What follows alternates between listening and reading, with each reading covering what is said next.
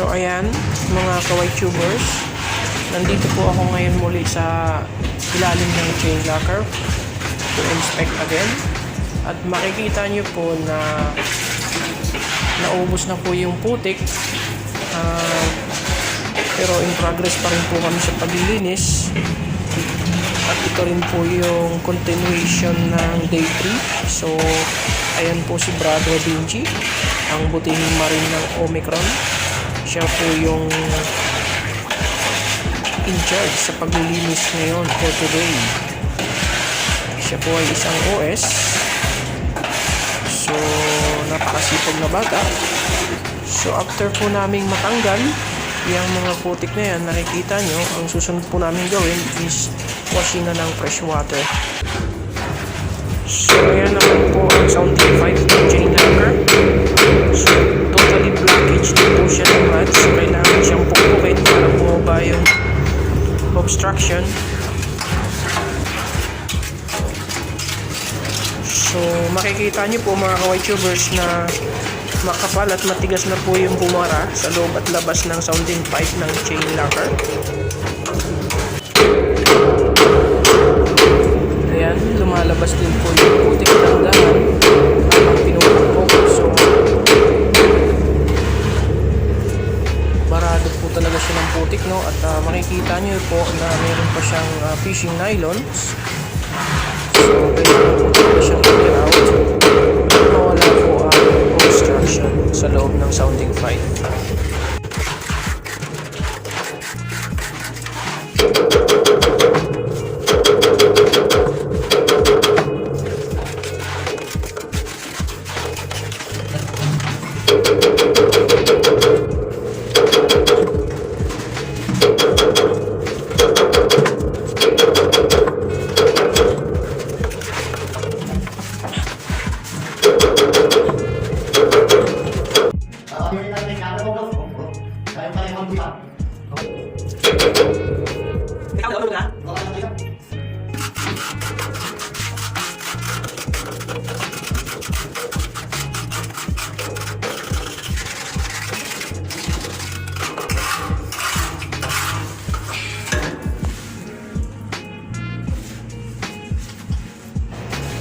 So yan po, clear na po siya.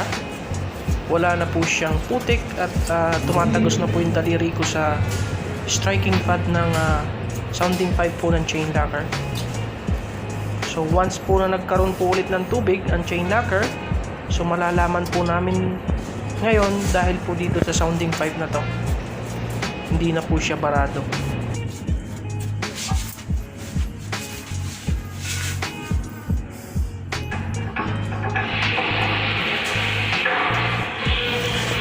So ayan mga kawaii tubers, ang susunod po namin gagawin ngayon is pahuhulugan ko po ng sounding tape galing po sa deck level sa taas papunta po dito sa baba para malaman ko po na totally clear po sa obstruction ang sounding pipe na to.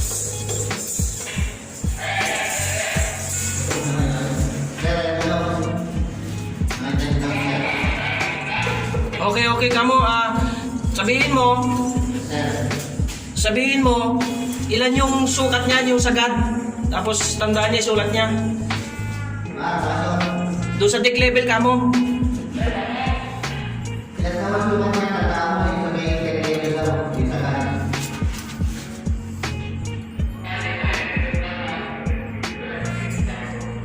Ilan yung reading niya?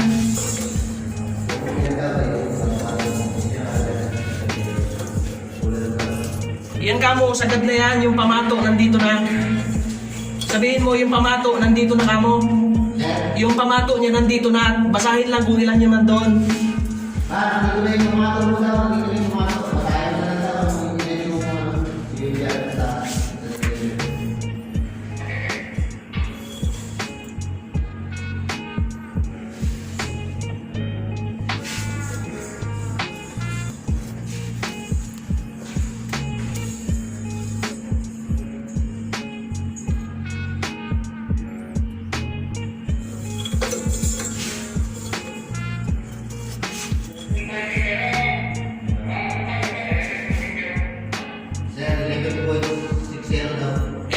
11.6 meter. 11.60. Sige, isulat lang dyan sa sahig. 11.6 meter.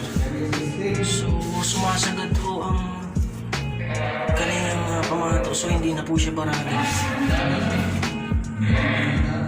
Okay. So, ayan. Bali, dalawa na po yung tumitira sa loob ng chain locker para mabilis. At almost done na rin po siya. Wala na rin po yung mga putik na makakapal.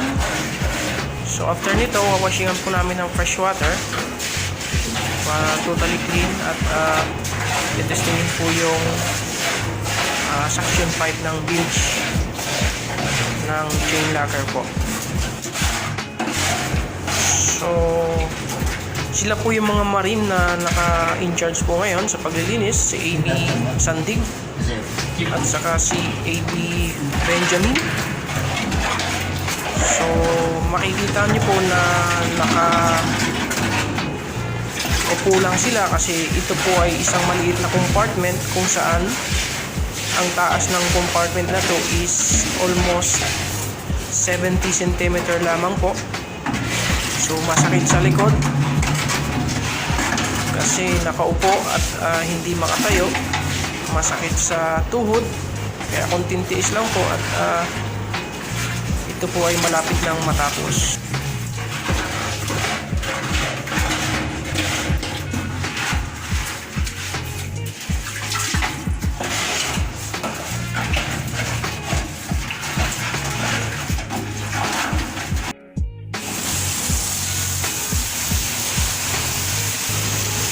So ayan, tapos na po yung ilalim linisan. So fresh water washing na po kami sa first platform. And then after po nito, ang susunod po namin iwa-washing is yung pinakailalim na platform ng chain locker. So tapos na po yung sa taas, pag fresh water washing. So nandito naman po kami sa ilalim ng chain locker for fresh water washing naman po. Ayan, makikita nyo po mga ka-white tubers. So ang gagawin ko naman po ngayon mga ka-white tubers is to test the suction bilge of chain locker. So malakas naman po yung suction niya. Narinig nyo po na maingay. So yan po yung suction pressure ng suction bilge of chain locker. So ayan, start na po kami ng dry up. Gamit po ang stupa or basahan para totally dry up po ang platform deck ng chain locker. Sige na, okay na. Tumagas na yung malaga maputi.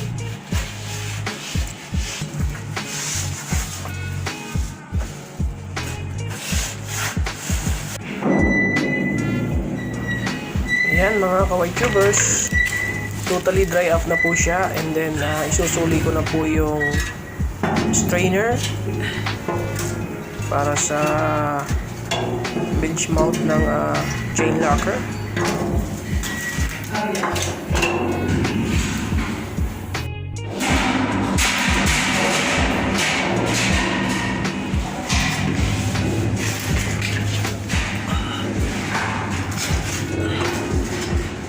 Ayan po, malinis na po ang chain locker. Isusuli ko na ang strainer.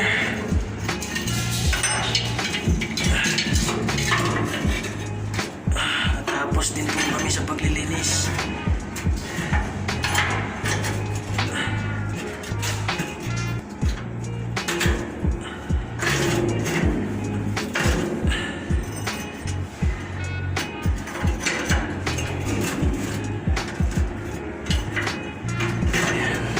Strainer ng bilge mount pipe ng chain locker.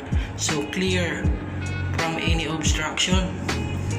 And ito po ang sounding pipe. So okay na rin po siya. Wala na po siyang bara. Dati ang daming bara, putik. kalawang, nandito na lahat. So, ayan o. Ngayon, pag nagkatubig po ito, madali na siyang i-pump out. Gawa na clear na po siya.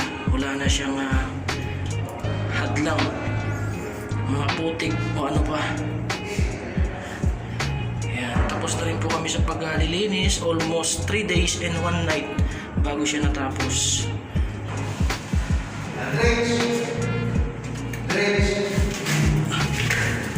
Ayan po yung loob ng chain locker.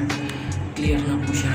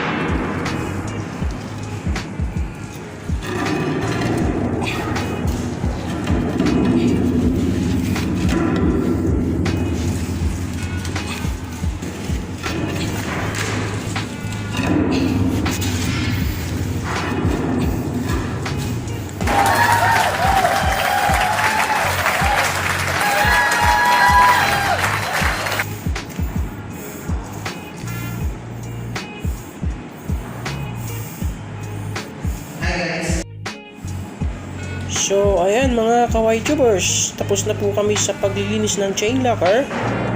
So, mga kawaii tubers, shout out po sa inyo sa mga nagsasubscribe at nanonood at sumusubaybay sa aking videos.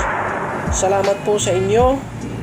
At syempre, sa mga hindi pa nakakapag-subscribe, pakiclick naman po yung notification bell para updated naman po kayo sa aking video at pakisubscribe na rin po. Salamat po sa inyo at God bless all mga kawaii tubers.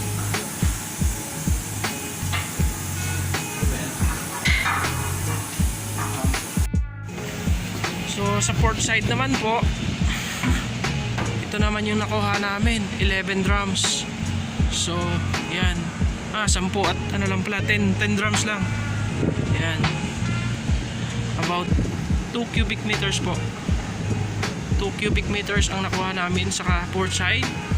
So mas marami-rami dito kasi ito po yung kadalasang ginagamit, itong port side anchor. Ayan.